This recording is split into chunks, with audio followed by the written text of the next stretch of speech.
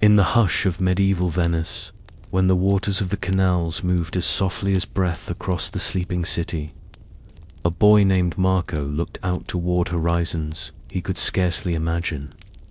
Horizons that stretched beyond seas and deserts, beyond mountains and empires.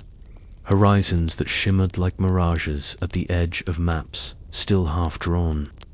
The year was 1271, and the dawn of his departure came not with noise, but with quiet inevitability, as if the tides themselves had whispered his name, and the winds had chosen to carry him eastward. Venice, that city of stone and water, of trade and whispers, was his cradle. Yet it could not contain the story that was about to unfold. For Marco Polo, the long and dusty road was beginning, and though he could not yet know the endless miles it would carry him, he felt within the silence of departure the stirring of something greater than any harbor could hold. Imagine Venice in those early hours, its narrow alleys hushed, its bridges pale in the first light of dawn. Gondolas rocked gently against moorings, their hulls brushing water in soft rhythms, the sound more lullaby than movement. Lamps still glowed in windows, their flames flickering faintly against the damp morning mist. Merchants stirred in their sleep, unaware that one of their own sons would leave footprints across deserts where no Venetian flag had flown, would gaze upon palaces no Westerner had described, would stand in the courts of a Khan whose power stretched across half the earth. The city itself seemed to breathe slowly, each ripple in the canal a reminder that journeys begin not in clamor but in silence. Marco's family, merchants by trade, were no strangers to distance, but even for them this road would be long beyond measure. His father and uncle, seasoned in travel, had already glimpsed the lands of the East, had stood before the Khan himself, had promised to return, and now, with Marco at their side, they prepared to keep that promise, to carry not only goods but stories, not only trade but memory across the continents. Their departure was not hurried. Carts were loaded with provisions, ships readied to carry them to the shores where land began again. Prayers were spoken softly, hands raised in blessing, voices trembling in both fear and hope. And when at last they stepped away, the city behind them did not cry out. It watched in silence, as Venice has always watched, knowing that the tides carry away what they must, and that every departure is also a return in another form. The journey eastward did not open suddenly but unfolded like a scroll, one scene at a time. First the seas, their waves rolling steady, carrying the travelers away from the familiar lilt of Venetian bells toward the unknown hum of distant shores. Imagine Marco standing upon the deck of a ship, the salt wind stinging his face, the gulls circling above, the horizon stretching out in a soft line where water met sky. Each wave carried him farther, yet the rhythm of the sea was soothing, steady, a reminder that the world, however vast, always moves in patterns, tides repeating, winds turning, stars guiding. Then the land, the long road of dust and silence, where feet sank into earth and wheels groaned upon stone.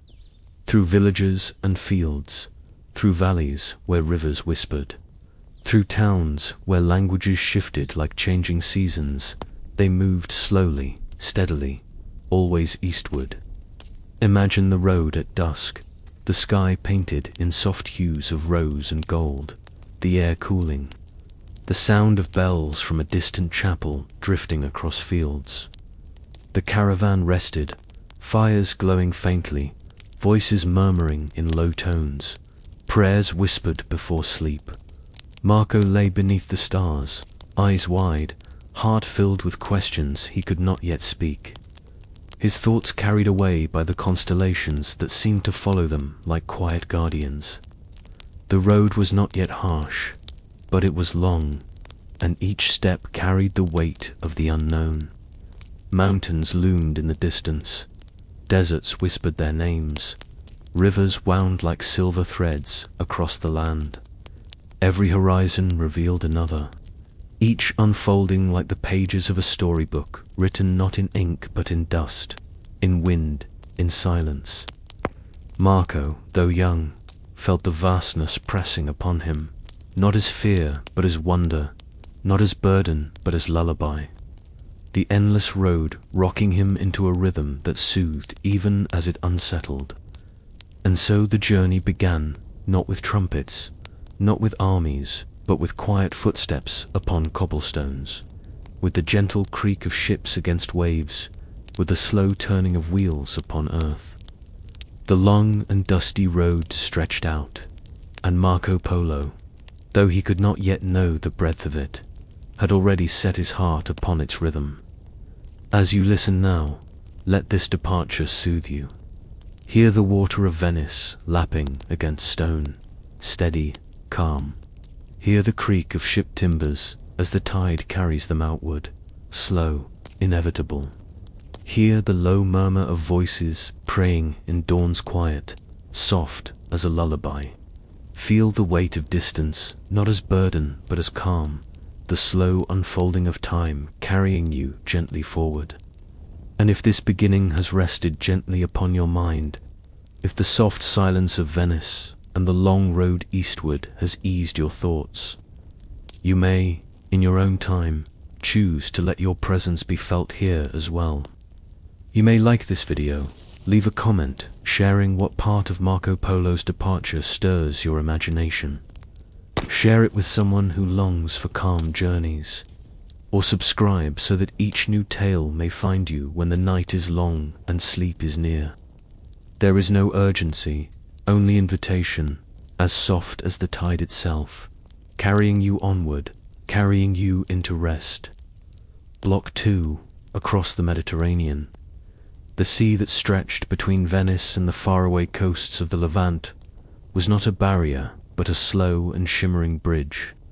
Its waters carrying the Polo family away from the stone palaces and narrow canals of their home to wardlands, whose names Marco had only heard in whispered stories. To cross the Mediterranean was to enter the first chapter of a book whose pages seemed endless. A story written not in ink, but in salt spray, in gull cries, in waves that rose and fell like the slow breathing of the earth itself. For Marco, still young, the journey by water was both vast and intimate, vast in the endless horizon that lay ahead. Intimate in the gentle rocking of the ship that became, for weeks, his moving cradle. Imagine the deck beneath his feet, the boards creaking with every swell, the ropes groaning softly as sails caught the wind. The sea had its own language waves slapping against the hull, rigging humming faintly, gulls circling and calling above. The sailors moved in rhythm, their hands rough with rope, their voices low, their eyes always on the wind. At night the world became a dome of stars, the constellations gleaming with a brilliance that cities never revealed. The ship itself no more than a fragile island drifting beneath their vastness. Marco, lying on his back, would watch those stars, the wind cool against his face, and feel the road of the heavens stretching as far as the road of the sea, both infinite, both silent. The Mediterranean was not only water, but crossroads. At each port, the caravan of ships touched new lands, each with its own colors, its own scents, its own cadence. Imagine the harbors of Acre or Constantinople stone walls rising above waters, markets spilling onto docks, voices in many languages blending like woven threads. Merchants shouted their wares, spices perfumed the air, silks shimmered in the sunlight. Marco, wide-eyed, walked among these stalls, his senses filled with abundance. He had never known dates sweet as honey, fabrics soft as whispers, coins clinking in unfamiliar hands. Every port was a doorway, every exchange a reminder that the world was wider than Venice had ever suggested. And yet, amid the bustle, there was always the quiet return to sea. The harbors faded behind them, the sails filled once more, and the horizon stretched again, wide and calm. Days passed in steady rhythm, the rising sun, the work of the crew, the meals of salted bread and dried meat, the cooling air as night approached. For Marco, each repetition was soothing, a lullaby ridden by the waves themselves. The road ahead was long, but the sea taught him that all journeys were made of small steps, each day carrying him closer, each night reminding him of the calm inevitability of time. There were storms too, though never endless. Clouds gathered, winds rose, the ship groaned as waves slapped against its sides. Lightning flickered on distant horizons. Thunder rolled softly across the sea like drums in the dark.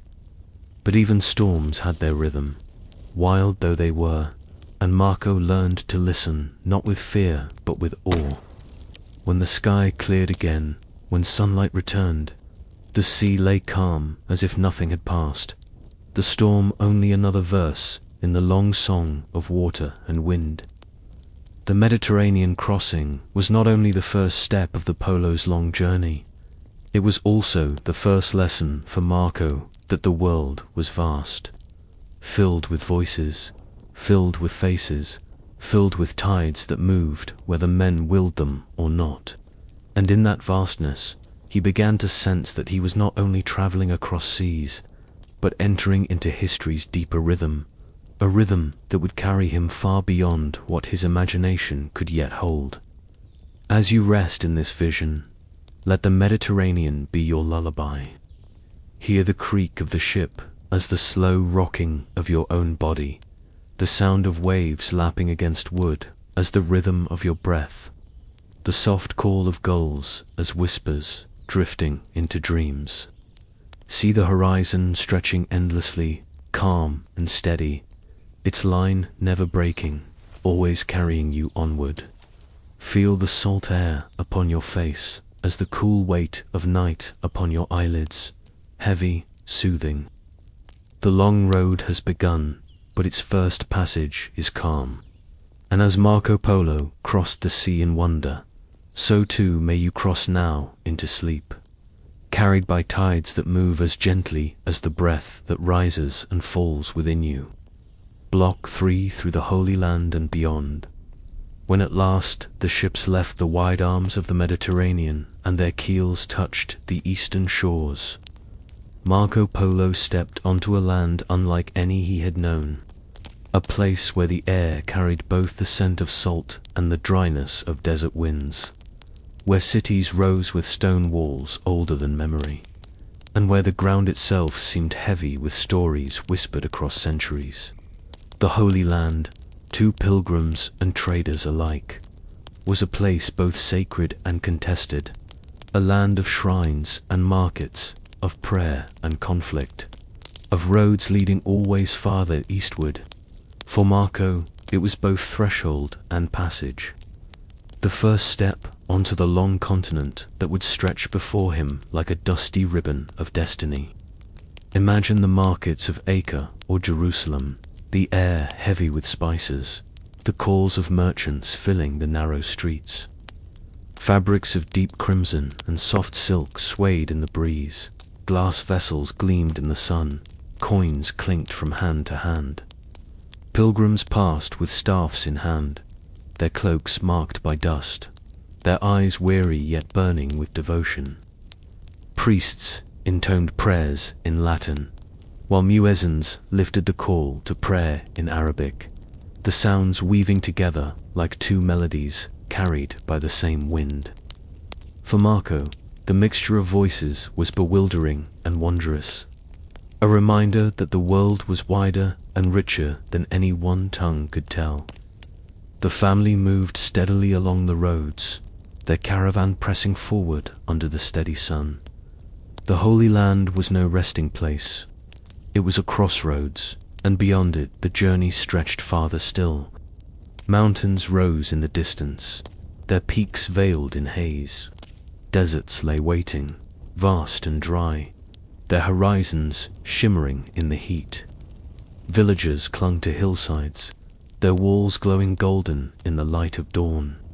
Rivers cut through valleys like silver threads, their waters scarce yet precious. Each step took them farther from the familiar, deeper into the unknown. At night, the land settled into silence. Fires glowed faintly in camps, the air cooling, the stars burning bright above. The roads, so crowded by day, became hushed in darkness, the sounds of footsteps giving way to the quiet of wind brushing across stone. Marco, lying beneath the sky, listened to the murmur of conversations in languages he could not understand, their cadences soothing, their rhythms like lullabies carried by the night.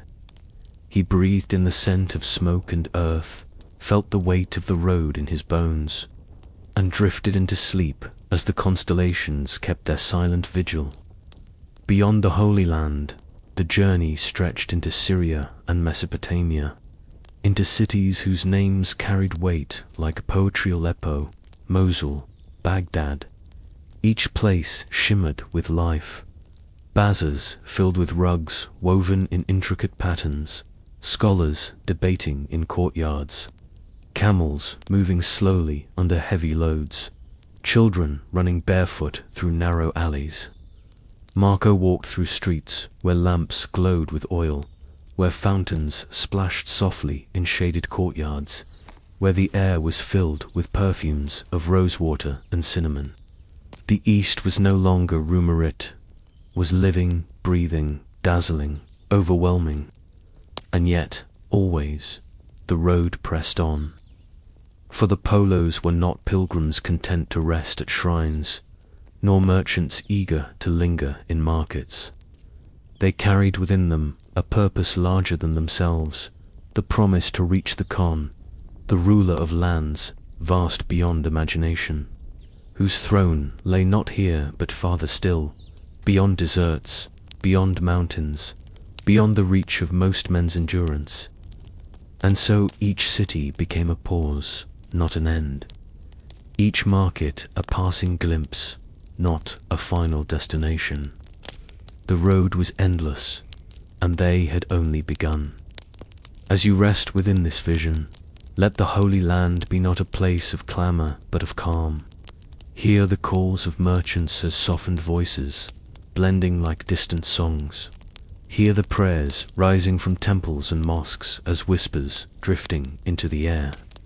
Feel the dust of roads beneath your feet as the heaviness of sleep upon your body, steady, grounding. See the stars above the camps as the quiet glow of dreams waiting to carry you deeper into stillness. The Holy Land was threshold, not home, passage, not destination. And as Marco Polo walked through its markets and along its dusty roads, so too may you walk now into the quiet of your own night, carried gently, steadily, toward rest. Block 4. Into the deserts of Persia. The Holy Land and its crowded roads had faded behind them, the bustle of markets and shrines dissolving into memory.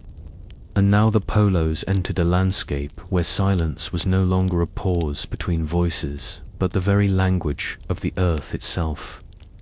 Persia stretched before them not as a single place, but as a vastness, an expanse of dust and stone, of horizons that shimmered like mirages, of winds that carried not songs but whispers of eternity. To step into these deserts was to feel the world grow wider, emptier, and more immense than any city could ever contain. The caravan moved slowly, its rhythm dictated by the rise and fall of sand, by the scarcity of water, by the endurance of beasts and men alike. Imagine camels swaying under their burdens, their padded feet pressing into the dust with steady patience. The sound of hooves was muffled, softened by the sand, so that the road itself seemed to breathe rather than echo. The sun rose each morning with a brilliance that washed every color into pale gold, its heat pressing down like a weight upon the shoulders of all who walked. And yet, within that heat, there was a strange calm, as though the desert itself were a vast sea of stillness, its waves not water but dunes, its tides not foam but wind. Marco rode at times and walked at others, his young eyes tracing the endless horizon, his mind filled with questions he could not voice. The desert was both harsh and tender-harsh in its thirst, tender in its quiet. By day the air shimmered, the ground rippled in mirages, the caravan pressed on with heads bowed. By night the world transformed. The heat fell away, the air grew cool, and the sky opened into an ocean of stars, so clear, so vast, that Marco felt he could fall upward into them. Fires flickered in the camps, voices murmured in low tones, and sleep came not as escape, but as continuation of the desert's lullaby. There were oases too, scattered jewels within the expanse, clusters of palms shading pools of water. Small villages clinging to life where green broke through the monotony of sand. Here the caravan rested, beasts watered, men refreshed. Merchants exchanged goods, news passed in hushed tones, and Marco watched faces darkened by sun, hands rough with labor, eyes marked by distance. The desert shaped its people, gave them patience, gave them silence, gave them endurance. And Marco, though only passing through, began to feel that same shaping upon himself, as though each mile of dust were etching a deeper calm into his spirit. The cities of Persia, when they appeared, rose like mirages, turned solid as Isfahan, Yaz to breeze. Their bazaars overflowed with carpets woven in patterns intricate as dreams, with brass lamps gleaming like small suns, with spices whose scents lingered long after the stalls were past. Yet even these cities seemed built not against the desert, but within it, as if they too breathed its rhythm, as if their walls were not meant to conquer the vastness, but to live alongside it. Marco walked their streets in wonder, listening to voices in Persian, Arabic, Mongol, and countless tongues besides, each word like another thread woven into the endless fabric of the road. The desert taught not haste, but patience. Progress was measured not in sudden leaps, but in steady endurance, in one foot placed after another, in the slow rising of the sun and the slower cooling of the night. Marco learned to listen to silence, to see beauty in emptiness, to feel time not as urgency but as flow. The long and dusty road was no longer only an idea, was beneath his feet, above his head, within his very breath. And as you let these images drift through you, let the Persian desert be not harsh but soothing. Feel the warmth of the sun as the gentle weight of blankets. Hear the silence of sand as the soft quiet within your own thoughts. See the stars above the camps as the glow of dreams unfolding slowly, steadily. Let the rhythm of the caravan, the sway of camels, the whisper of wind, carry you as they carried Marco forward, yet always inward, deeper into rest. Block 5. Along the Silk Roads. The deserts of Persia had been vast and unyielding, yet even their silence was not endless. Beyond their horizons, the roads opened once more into paths that countless feet had traveled. A network of routes so ancient that they seemed less like roads made by men and more like veins of the earth itself, carrying the pulse of trade, of stories, of entire civilizations. These were the Silk Roads, long threads of dust and stone, weaving together kingdoms and empires, temples and markets, deserts and mountains, all connected by the endless movement of caravans.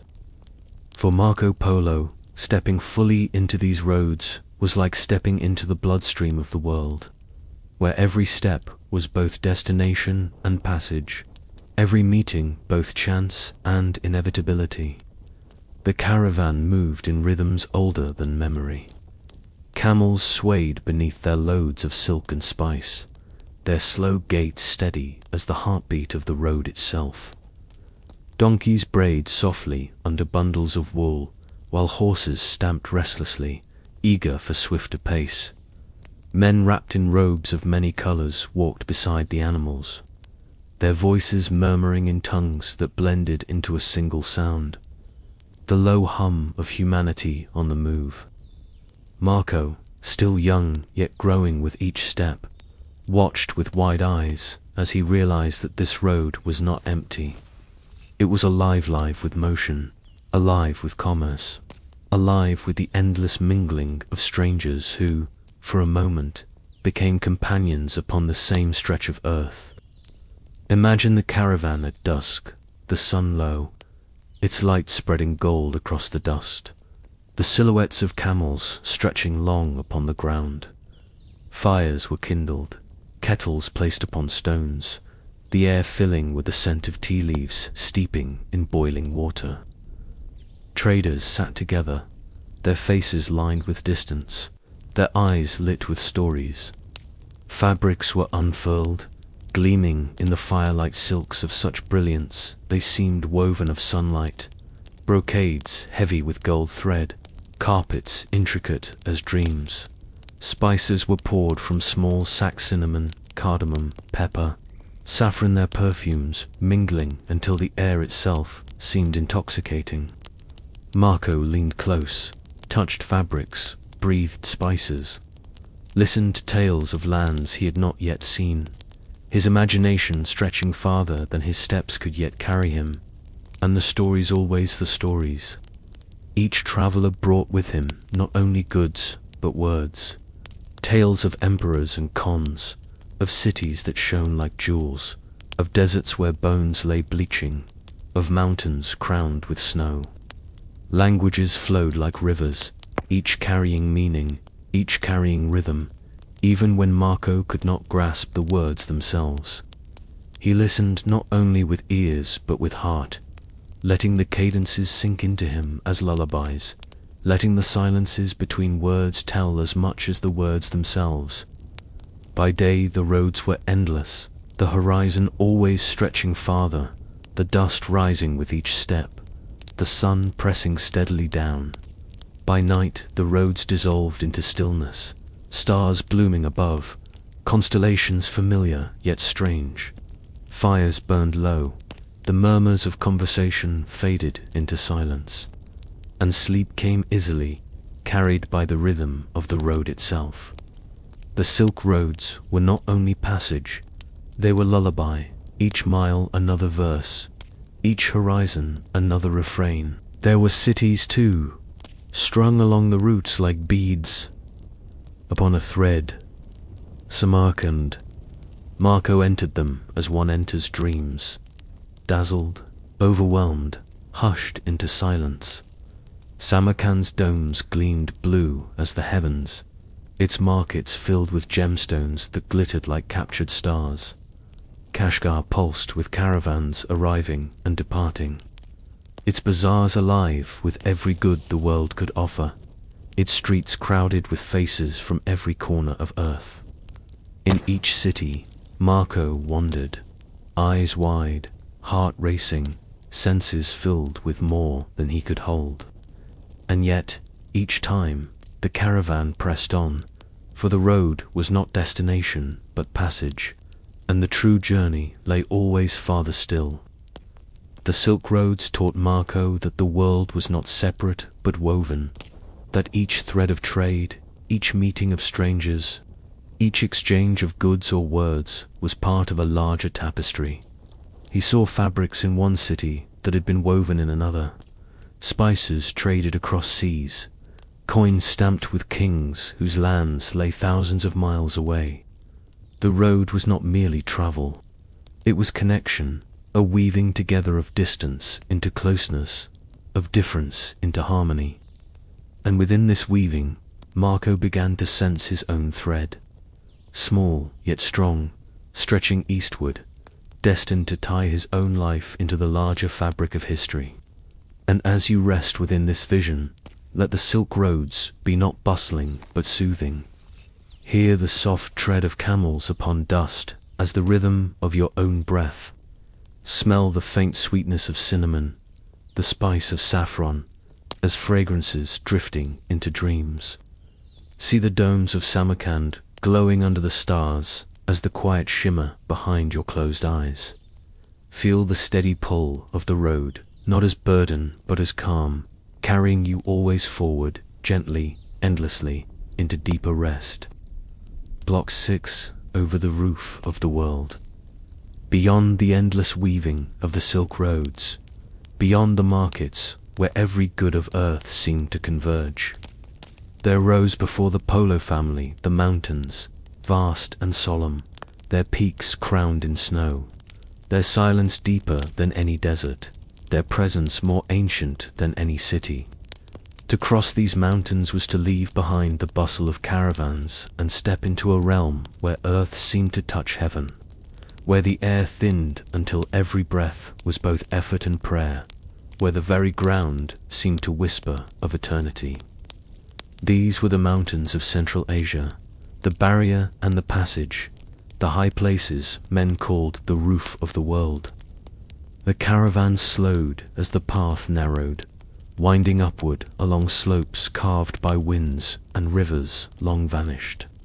Imagine the trail, a thin line etched against cliffs, where every step of a camel seemed in negotiation with gravity, where the hooves of horses clattered against stone, where the men walked with heads bowed against wind that carried not warmth but sharpness, as though the sky itself had turned to crystal. The mountains rose, not in sudden walls, but in vast waves, each ridge giving way to another, each horizon revealing yet another height still to climb. For Marco, the boy who had left Venice among canals and ships, it was as though he had been lifted into another world entirely, a place where silence pressed so deeply it became almost sound. By day, the sun gleamed upon snow, dazzling, relentless, so that eyes narrowed against the brilliance. Shadows stretched long, thin, sharp upon the slopes, and the air, though clear, seemed to carry no warmth. The caravan moved slowly, pausing often, the men's breaths steaming, the animals groaning beneath their loads. The sound of wind whistled through passes, low and constant, like a hymn sung by the earth itself. Marco walked bundled in furs, his face stung by cold, his hands numb, and yet, within him, there was wonder at the height of it, wonder at the vastness, wonder at the thought that they walked not only upon earth, but almost within the sky. At night, the world grew sharper still. The fires that had burned warmly in the deserts flickered weak and small against the immensity of cold. The stars above, however, shone with a brilliance that seemed closer than breath, so clear, so countless, that Marco felt as if he could reach upward and scatter them with his hand. Sleep came in fits, wrapped in blankets that never seemed thick enough, broken by the groans of animals shifting in the night, by the distant crack of ice along ridges, by the howl of winds that never rested. Yet even in such cold, there was a strange peace, as though the mountains, in their vast indifference, offered not hostility but quiet. The road wound through passes where snow lay heavy, where avalanches whispered in the distance, where every step forward was a triumph of endurance. Sometimes the path led along ridges so narrow that one glance downward revealed abysses dark and endless. And Marco, though young, learned to keep his eyes not on the drop but on the next step, steady, careful, patient. There were days when clouds settled low, veiling the peaks, so that the world became no more than grey mist, the caravan moving within silence deeper than sleep. There were days when the air was so still that even the sound of footsteps seemed too loud, each breath echoing like a bell struck in emptiness. Yet, amid the hardship, there was beauty. Frozen lakes gleamed like mirrors laid upon stone, their surfaces reflecting mountains, sharp as daggers against the sky. Streams, fed by melting snow, ran silver through valleys, their waters pure, cold, and sweet. Pine forests clung to lower slopes, their needles whispering softly when wind passed through. Their green a balm against the whiteness of snow and the barrenness of stone. Herds of goats climbed the ridges with ease, their silhouettes nimble against cliffs, their presence a reminder that life, even here, persisted. The people of the highlands, when encountered, seemed carved from the mountains themselves, faces weathered, eyes bright, steps sure upon slopes that exhausted even the strongest animals. They greeted the caravan with calm, offered bowls of milk, bread coarse yet warm, words carried in dialects rough as stone yet gentle as hearth fires. For Marco, every encounter was a wonder, every face another story, another reminder that the world, however vast, was always peopled, always alive, always more than he had yet seen. The crossing of these mountains was not quick, nor was it simple. Weeks stretched into months, and still the ridges rose, still the passes wound, still the horizon revealed nothing but more horizon. Yet the road endured, as all roads do, and slowly, steadily, the caravan pressed forward, each mile gained not in haste but in patience, each step another note in the long lullaby of stone and silence. Marco, wrapped in furs, eyes wide to the brilliance of snow and stars, learned to surrender to the rhythm of it, to let the mountains shape his pace, to let their silence become his rest, to let their immensity carry him into humility deeper than sleep. And as you rest within this vision, let the mountains of the world rise, not as obstacles, but as lullabies. Feel the coolness of snow as the quiet weight of blankets, the sharpness of wind as the cleansing of thought, the brilliance of stars as the soft glow behind your closed eyes. Hear the creak of wood and leather, the muffled tread of hooves upon snow, the low hum of wind through passes, and let these sounds be not harsh but soothing. The roof of the world is not a place of haste but of stillness, not a place of noise but of silence, not a place of fear but of calm.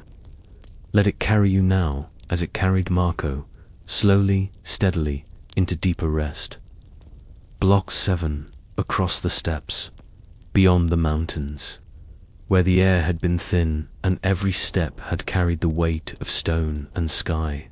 The road opened suddenly, almost shockingly, into a horizon that seemed to have no end at all. Gone were the towering peaks, gone the walls of rock and snow. Before the caravan stretched the steppes an immensity of grassland so wide that the eye, however strained, could never catch its edge. It was as though the earth itself had become an ocean, but an ocean without waves, rolling only in low swells of grass, endless, boundless, beneath a sky as vast as any sea. For Marco, still young but already shaped by deserts and mountains, the steppes were both liberation and mystery. Liberation from the harsh climb, mystery in their endlessness. For to walk across such land was to feel oneself very small, a figure lost in eternity. The caravan moved easily now, its pace quickened by the flatness of the earth, its rhythm steadier without the constant negotiation of stone and slope. Horses moved with freedom, their hooves drumming softly against the soil, tails flicking as they galloped in short bursts, eager for the openness. Camels plodded steadily still, though their silhouettes now seemed almost out of place. Their desert-born patience contrasted against this rolling sea of green. Marco often rode, perched upon saddles that swayed with the motion of animals bred for distance. The wind brushing against his face not as icy sting but as soft breath, carrying with it the scent of grass warmed by the sun. Imagine the steppe at midday, the sky an unbroken dome of blue, the sun high and pale, the horizon shimmering faintly in the distance. The land seemed to hum with silence, broken only by the calls of unseen birds, by the low sigh of wind brushing through grass that rippled like water. The caravans stretched in a long line, men and beasts alike, dwarfed by the immensity around them. Their voices hushed, their movements softened. Even the largest of cities seemed impossible to imagine here, where the world appeared to consist only of earth and sky, joined together in infinite embrace. At dusk, the steppe transformed. The sky deepened into hues of gold and crimson, the grass catching the last light, glowing as though aflame. Shadows lengthened, coolness spread, and fires were kindled in the open, their smoke rising into vastness, without obstacle, without canopy, without walls. Around these fires the travelers gathered, their voices blending into low murmur. Their meals simple bread baked upon stones, meat roasted upon embers, tea steeped and poured steaming into bowls. Marco listened to the voices, as he had along the Silk Roads, but here they seemed gentler, slower, as if the immensity of land had stretched even speech, made it calmer, quieter, more drawn out. By night, the steppe became ocean once more, its waves of grass dark beneath the silver of the moon, its horizons vanishing into starlight. The constellations blazed with clarity, and Marco, lying upon blankets, felt as though he floated between two infinities, the sky above, the land below, both endless, both calm, both carrying him into a silence deeper than thought. Sleep came easily, the breath of animals around him steady, the crackle of fire fading into embers, the road itself rocking him into dreams. And there were encounters too, for the steppes were not empty. Nomads appeared as if born from the horizon itself, riders upon swift horses, their garments woven of wool, their faces weathered by wind and sun. They moved with ease across the vastness, as though the steppe were not space but home, its immensity not obstacle but belonging. They greeted the caravan with calm, offered bowls of fermented mare's milk, spoke in tones carried by the wind. Marco, wide-eyed, watched their skill with horses, their bows slung at their sides, their herds stretching across the land like shadows of clouds.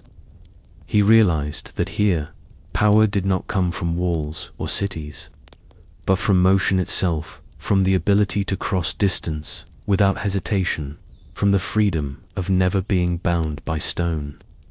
The steppe was not monotonous, though at first it seemed so. Its colors shifted with the light, its sounds with the wind, its moods with the seasons.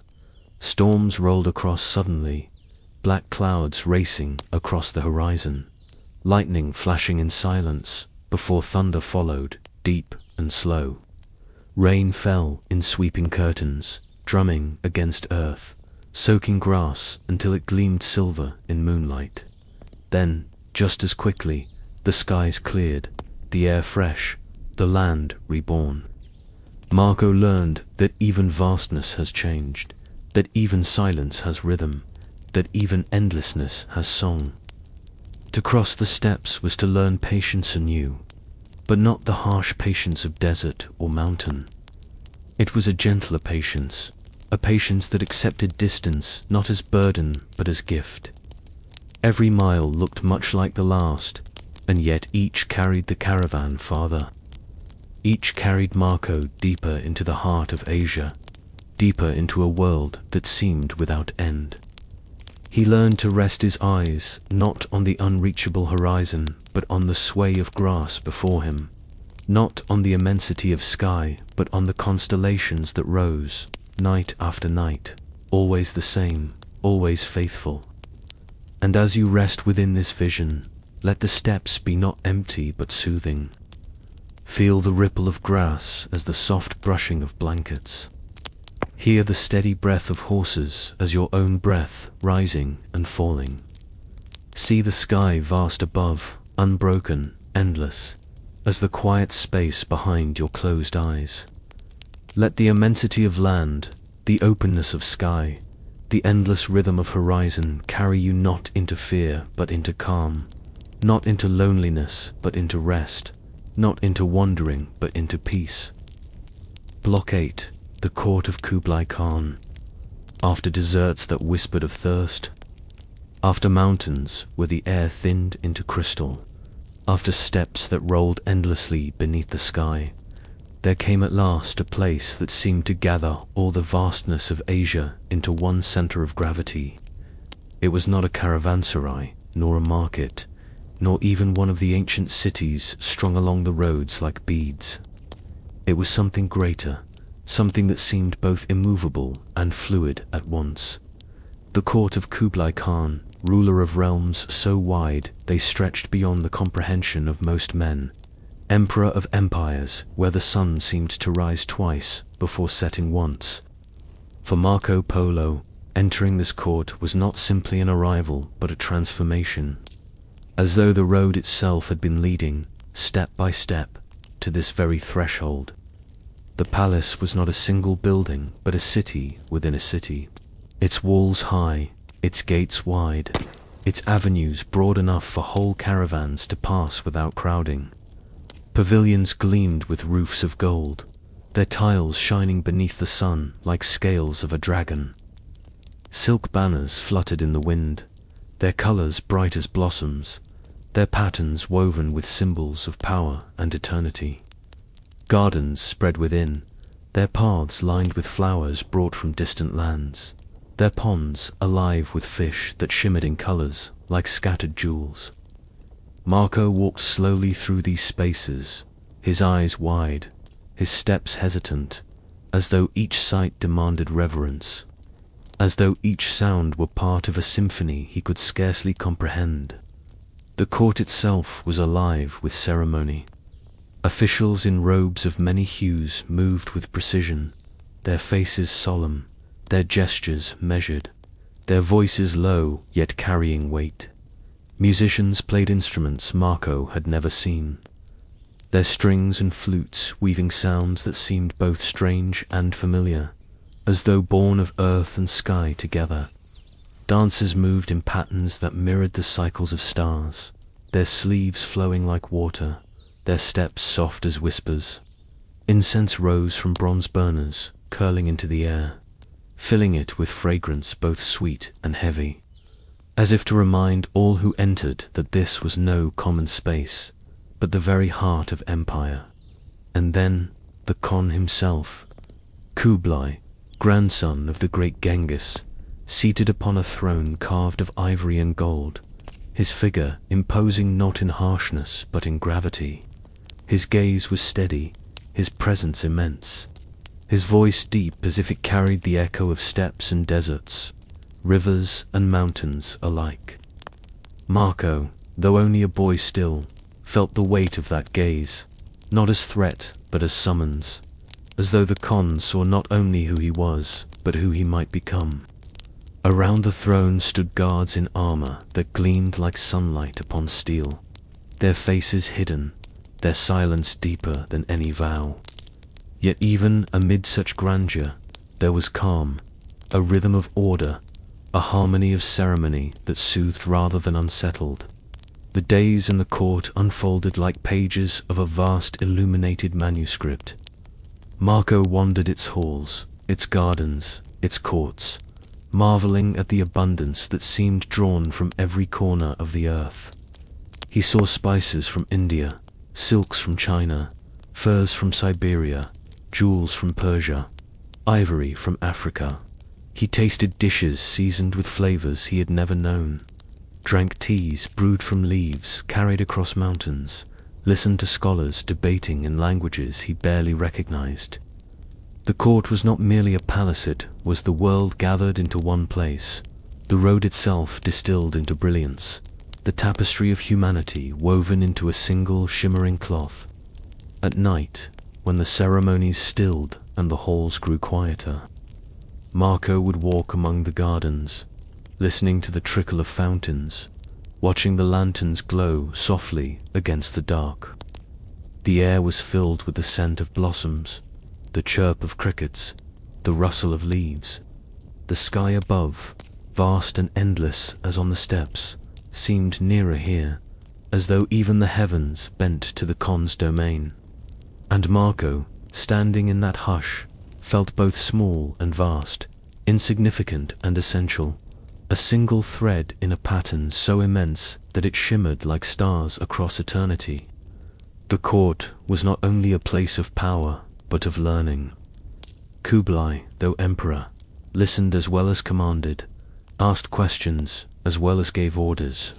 He drew from Marco and his family not only goods but stories, not only maps but memories, not only trade but vision.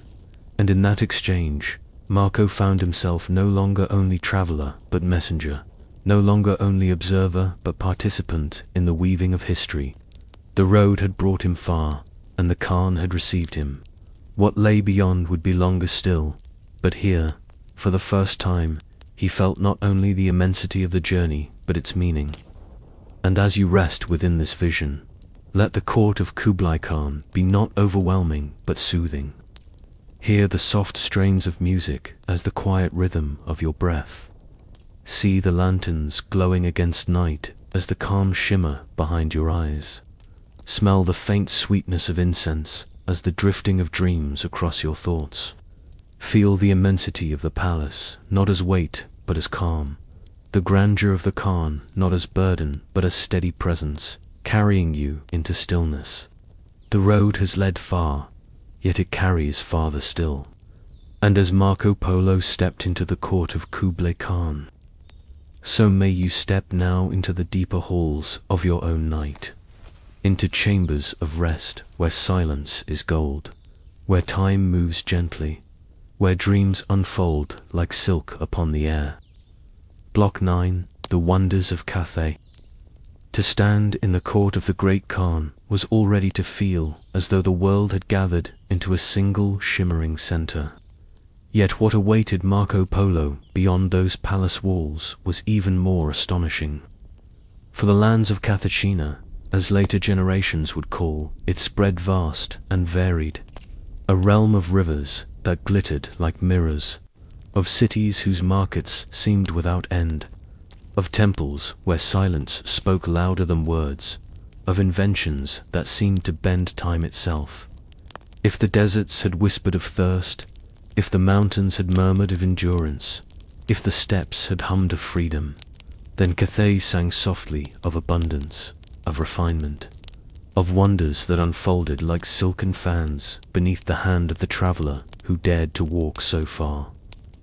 The caravan, now traveling under the protection of the Khan's banners, entered a world at once familiar and utterly new.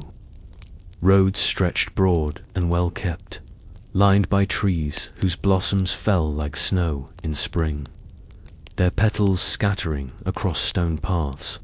Rivers wound wide and slow, their surfaces alive with boats whose sails swelled like wings, carrying rice, silk, tea, and porcelain to cities waiting along their banks. Marco, gazing from the shore, felt as though the rivers themselves were roads, as though the water carried not only goods, but the very lifeblood of the empire. Each village along their course seemed prosperous, each field of rice shimmering green in the sun, each bridge arched with elegance, each tower rising proudly as though it had stood since the beginning of time. And then the cities. Imagine Kublai, great city of the Khan's walls stretching for miles, its gates immense, its avenues broad and orderly, its markets alive with every imaginable good. Marco wandered these streets in awe, the air filled with the scent of roasted meats, of tea steeping in clay pots, of flowers blooming in courtyards. Stalls overflowed with silks so fine they slipped through the fingers like water, with porcelain so delicate it seemed almost to glow, with lacquered boxes gleaming red and black like captured fire. He saw paper money, strange and wondrous, slips of printed fiber accepted as readily as coins of gold or silver. He watched fireworks burst in the night sky, sparks scattering like stars, their colors dazzling, their thunder rolling like the voice of heaven itself. Temples rose serene amid the bustle, their roofs curved like wings, their bells chiming softly in the wind. Monks in robes of saffron or grey moved silently through shaded courtyards, their heads bowed, their voices murmuring prayers that carried the calm of rivers. Gardens unfolded in perfect harmony, rocks placed with intention, ponds reflecting willows that dipped their branches into still waters, bridges arching gently as if made to guide not only steps but thoughts across to quieter realms. Marco walked these spaces in hushed wonder, feeling that here beauty was not mere ornament but a kind of wisdom, a way of shaping the world so that it soothed rather than unsettled, calmed rather than demanded. The land itself was generous. Rice paddies stretched in terraces across hills, glistening with water that mirrored the sky. Tea fields rippled in green waves across slopes, their leaves harvested by careful hands. Bamboo forests whispered in breezes, their tall stalks swaying with a sound like the hush of sleep. In every direction there was abundance, not in excess but in balance, as though the earth itself here had been persuaded to yield both sustenance and beauty in equal measure. Marco marveled too at the order of it all. Couriers raced along roads with messages sealed in the Khan's name, swift riders carrying words as quickly as wings. Granaries stood filled, their stores measured and guarded, ensuring that hunger was a stranger to these lands. Armies moved with discipline, banners fluttering in the wind, their armor gleaming in patterns of iron and silk. And yet, amid such power, there was gentleness. Scholars debating in shaded halls, painters capturing landscapes in strokes of ink, poets shaping words into songs of rivers and mountains, families gathering in courtyards to share meals under lanterns glowing like moons. For Marco, it was as though he had stepped into another world entirely, one that was not harsher than the lands he had crossed, but softer, not poorer, but richer, not barren, but flowering. He wrote in his mind what his eyes drank in. Bridges that seemed too many to count, cities greater than any in Europe, marvels that no one at home would believe. And as he walked, he felt himself changing, not merely recording, but absorbing, not merely seeing, but being shaped by what he saw. The wonders of Cathay were not spectacles to be glanced at and forgotten. They were lessons, quiet, gentle, and profound, teaching him that civilization itself could be a kind of lullaby, steady and enduring. And as you rest within this vision, let Cathay unfold not as spectacle but as dream. Hear the soft rustle of silk as the whisper of blankets. Smell the steam of tea as the drifting of warmth across your thoughts. See lanterns glowing in the night sky as the calm shimmer behind your closed eyes. Feel the order of gardens, the patience of rivers, the harmony of temples, not as stories far away but as stillness near at hand. Let the abundance of Cathay be not overwhelming but soothing, not dazzling but calming, not foreign but familiar in the quiet spaces of your own night. Block 10 years at the Khan service. The first moments within the court of Kublai Khan had been dazzling, but time, with its slow and steady unfolding, softened brilliance into rhythm, and what had once been overwhelming became the steady cadence of life itself. Marco Polo, still young but ripened by miles of road and years of travel, soon found that he was not only a guest at the Khan's palace, not only a foreigner gazing in awe at marvels, but a servant in the truest sense, a pair of eyes and ears, a voice and a presence, woven into the vast machinery of an empire that stretched beyond comprehension. To serve the Khan was not to bow before power, but to walk within it, to move along its arteries, to carry its pulse outward and bring back the echoes of the world. Kublai, who ruled not only with sword but with vision, saw in Marco not simply a boy of Venice, but a mind eager to learn, a tongue willing to translate, a soul shaped by both wonder and patience. And so he gave him tasks, first small, then greater, then vast journeys into provinces, missions into courts, assignments that carried Marco into the very bones of the empire. He was sent to observe governors and their works, to report upon rivers and roads, to bring back words of provinces so distant that even the Khan himself had never walked them. He became, in essence, a mirror polished for the emperor's gaze, reflecting corners of the world that would otherwise remain unseen. Imagine the journeys he took, riding across rice fields shimmering under the sun, through forests of bamboo whispering in breezes, over bridges arched delicately above rivers alive with boats, into cities where markets overflowed with goods, where temples rose serene, where towers gleamed with painted roofs. Everywhere he went, the Khan's name carried weight like thunder. Doors opening before him, officials bowing, hosts offering feasts. Yet Marco walked not only with authority, but with curiosity, his eyes lingering upon the details that made each place unique. The pattern of tiles upon a roof, the flavor of tea steeped in local leaves, the laughter of children chasing kites painted like dragons, the murmur of prayers rising within shrines lit by lanterns. The empire was vast, and Marco, in serving it, grew vast as well. He learned languages enough to listen, customs enough to respect, rhythms enough to walk within without stumbling.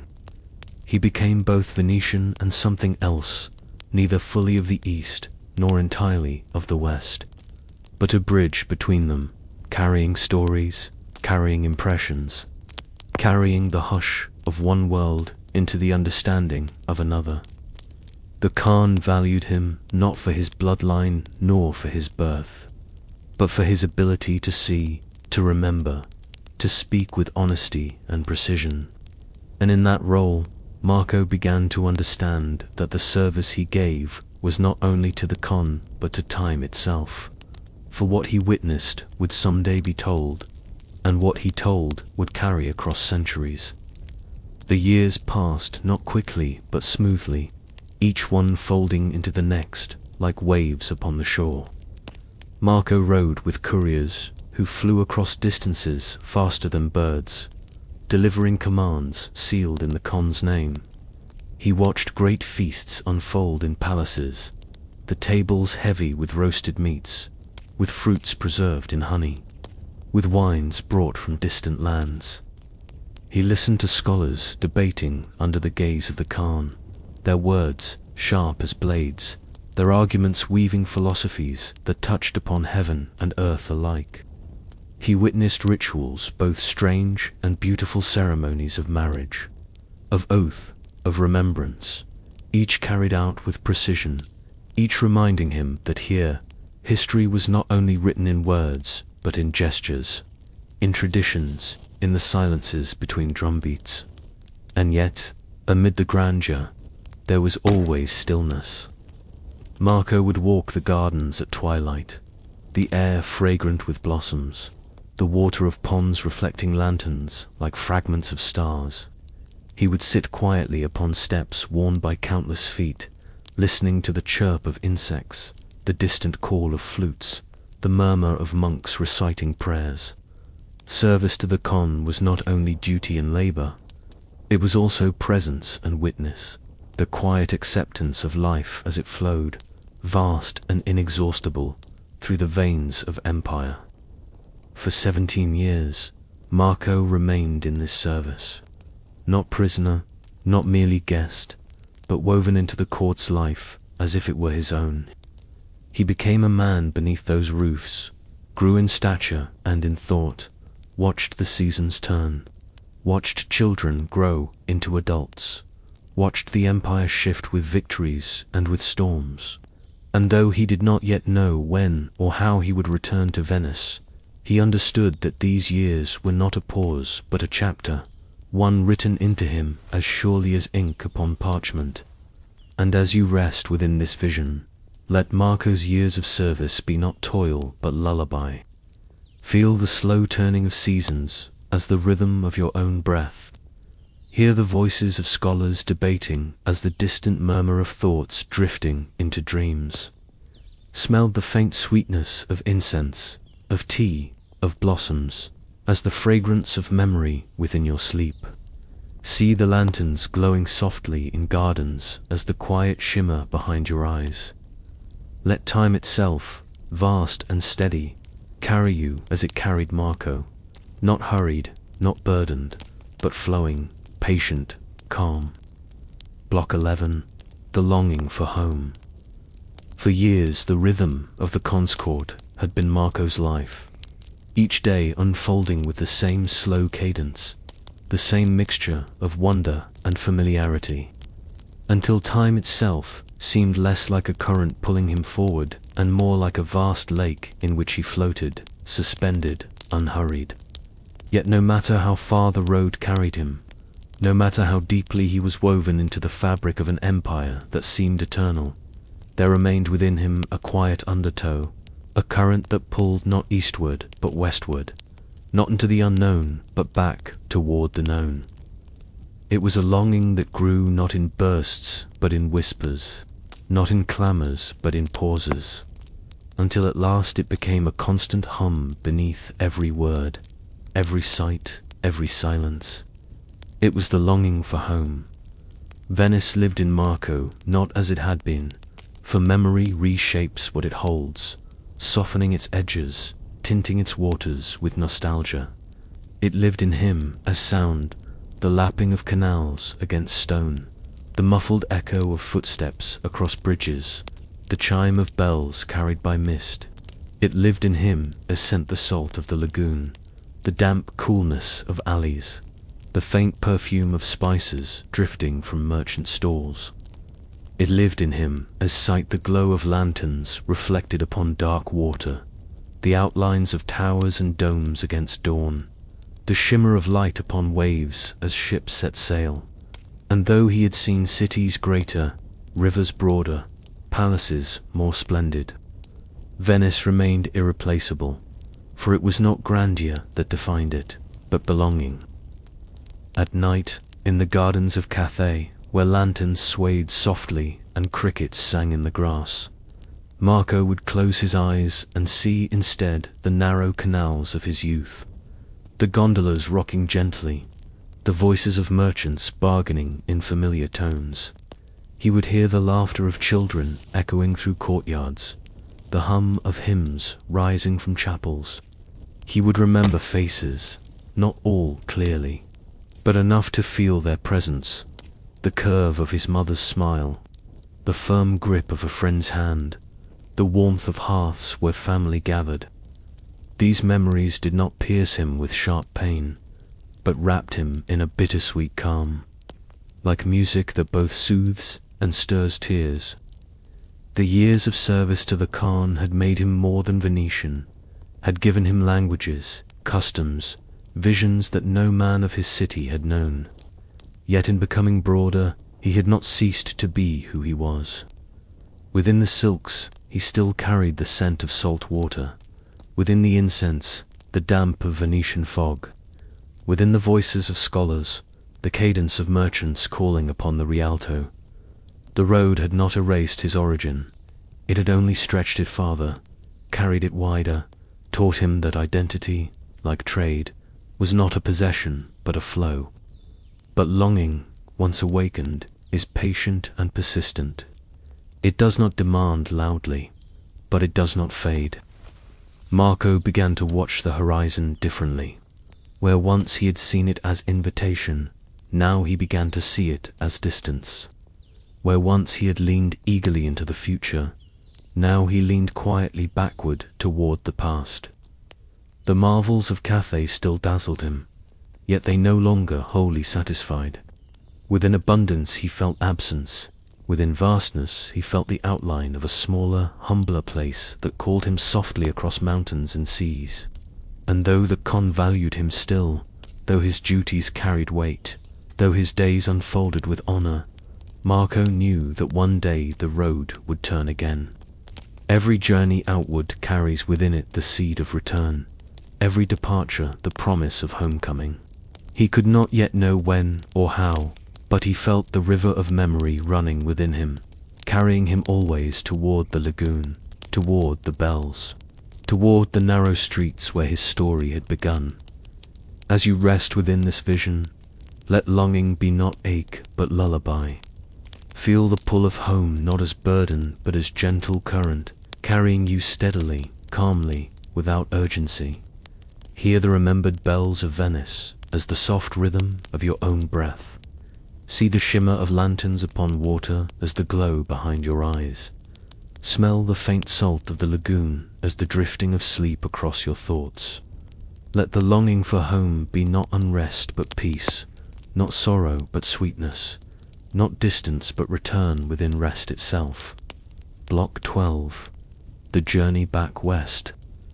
The moment of leaving did not arrive suddenly, nor did it arrive with trumpets or with proclamations. It came as all endings come in the flow of life quietly, like the turning of a season, like the drifting of a tide. After years woven into the fabric of Kublai Khan's court, after countless missions across the provinces, after a youth that had ripened into manhood beneath eastern skies, Marco Polo and his family felt the gentle yet insistent pull that had never ceased, the call of home. The Khan, aged and heavy with years, reluctant to part with those who had served him faithfully, gave at last his consent, for even emperors cannot command longing forever.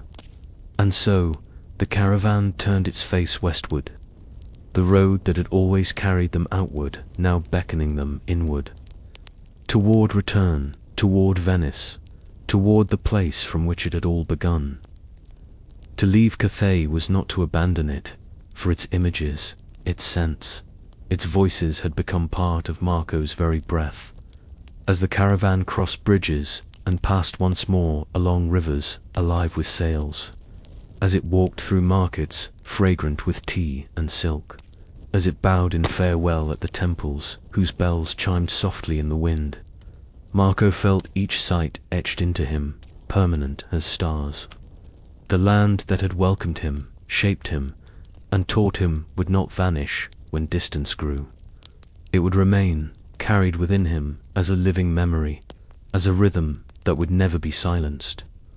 Yet the road bent away, step by step, and the horizon stretched not eastward but westward, not toward marvels unseen but toward memories waiting. The journey back was long, as all returns are. The caravan wound once more through deserts, their silence vast, their winds carrying whispers of eternity.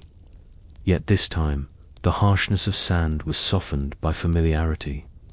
Marco knew now that even thirst had rhythm, even emptiness had music, even horizons without end could soothe rather than terrify. At night, when the stars unfolded above the dunes, he lay wrapped in blankets, remembering how once he had gazed upward in wonder, uncertain if he would survive the immensity. Now he gazed upward with calm, knowing that he had already crossed, already endured, already been carried. Mountains rose again, solemn and immense, their peaks crowned with snow.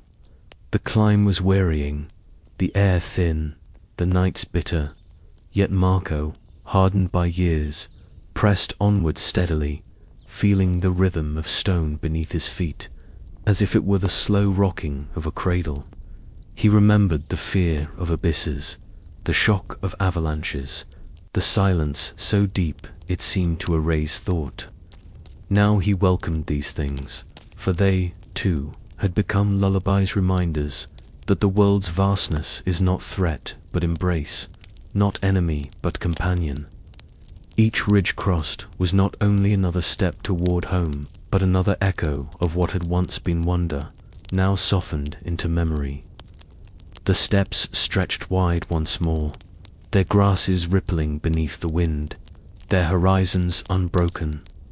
Riders appeared at a distance, herds drifted across the land like shadows.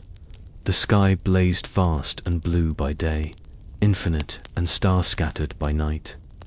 The immensity that had once seemed boundless now felt like an old friend, a space through which Marco moved with ease. He remembered his first awe, his first sense of smallness, and now he smiled, for the steppe had taught him that smallness itself was a kind of peace, that to be a figure within infinity was not loss but rest. Through Persia again, with its oases shimmering like jewels, its bazaars fragrant with spices, its cities glowing golden beneath the sun. Through the Holy Land, where shrines rose amid dust, where voices of prayer in many tongues still wove the air with devotion. Across the Mediterranean, its waters steady, its tides repeating, its winds carrying ships across horizons where water met sky. And at last, after years that had seemed both endless and fleeting, the familiar scent of salt lagoons, the shimmer of canals, the soft chime of bells. Venice. The return was not the same as departure. Venice was no longer the city Marco had left as a boy, for cities too are carried forward by time. Its towers were older, its alleys narrower, its waters perhaps more still. Yet what mattered was not sameness but recognition, the embrace of belonging, the hush of return. Marco had set out into the world a youth with wide eyes. He returned a man whose eyes held not only Venice but Cathay, not only Europe but Asia, not only memory but story. And as you rest within this vision, let return itself be your lullaby. Feel the rhythm of the road turning inward, carrying you not outward but back to the center of yourself. Hear the sound of bells upon water as the steady breath within you. See the shimmer of lanterns, the ripple of canals, the horizon folding gently behind you. Let each mile of return, each step westward, each whisper of longing satisfied, carry you deeper into stillness, into calm, into the quiet of homecoming. Block 13. Tales carried across time. The road that had begun in silence upon the canals of Venice ended once more in silence upon those same waters. Though the man who returned was not the boy who had departed, Marco Polo carried within him deserts that whispered with endless winds, mountains that reached into heavens of ice, steppes where the horizon was as boundless as eternity, rivers alive with sails like wings, gardens shaped with the wisdom of harmony, palaces that shimmered like dreams, temples where silence spoke in prayers, and a court where the voice of the Khan resounded like the very breath of empire. To return was not to erase these places, but to carry them, and in carrying them, to weave them into the fabric of a city that had never before imagined them. Venice received him with curiosity, with wonder, with skepticism. For what are tales of faraway lands, if not fragile when first spoken? Men listened, but some doubted. How could there be cities greater than their own, bridges beyond counting, inventions like paper money, fireworks, and compasses that pointed north with unerring certainty? How could there be palaces wider than their markets, armies vaster than their fleets, abundance beyond their dreams? And yet Marco spoke, quietly, steadily, patiently, as one who had walked the roads, as one who had seen with his own eyes, as one who carried within him the rhythms of places others called rumor. He spoke of Cathay not with urgency but with calm, as though each word were a lantern lit against the dusk of ignorance. He described rivers so broad they seemed seas, markets where merchants from every corner of the world met, palaces where the Khan sat like a mountain at the center of the earth. He told of temples where bells chimed in winds fragrant with incense, of gardens where stones, trees, and water were arranged as though they themselves prayed. He told of deserts crossed under stars, of storms that passed like songs, of caravans that moved like rivers of life across the dust. And though some scoffed, others listened, and though some doubted, others dreamed. For in the telling, the road itself continued, stretching from his voice into their minds, carrying them eastward though their feet never moved. The tales he carried were not only of marvels, but of connections, of how silk touched Venice, though woven in distant looms, of how spices flavored meals, though grown in far-off soils, of how the world was not separate but woven, not divided but joined by roads that spanned continents. His stories revealed that no city, no empire, no people stood alone, but all were part of a greater tapestry. Threads crossing threads, voices crossing voices, horizons crossing horizons. And in that vision, even those who doubted began to sense that the world was wider than they had ever imagined, and that within its wideness there was both wonder and calm. And so Marco Polo's journey did not end with his return. It continued in words, in whispers, in the slow unfolding of stories across time. His book, written with the help of another voice, spread beyond Venice, beyond Italy, beyond Europe, carrying his road into centuries yet unborn. Readers who never left their villages traveled with him across deserts, rivers, mountains, steppes. Dreamers who never boarded ships walked with him into Cathay, stood with him before the Khan, tasted tea, smelled incense, touched silk. His journey became not only his own but the world's, a shared dream, a lullaby carried across generations. And now, as you rest within this tale, let the journey itself soothe you. Hear the ripple of canals against stone, the murmur of Marco's voice telling stories by firelight, the hush of listeners falling into silence as visions carried them across horizons. Feel the weight of distance not as burden but as gift, for every mile walked, every word spoken, every silence endured has brought you here, into calm, into stillness, into rest. And if this long and dusty road has eased your thoughts, if it has carried you gently across horizons and back again into silence, you may, in your own time, choose to let your presence be felt here as well. You may like this video softly. Leave a comment sharing which part of Marco Polo's journey drifts most vividly into your imagination. Share it with another dreamer who longs for calm paths, or subscribe so that each new tale may find you when night is long and sleep is near. There is no urgency, only invitation, as gentle as water against stone, as soft as a road dissolving into silence.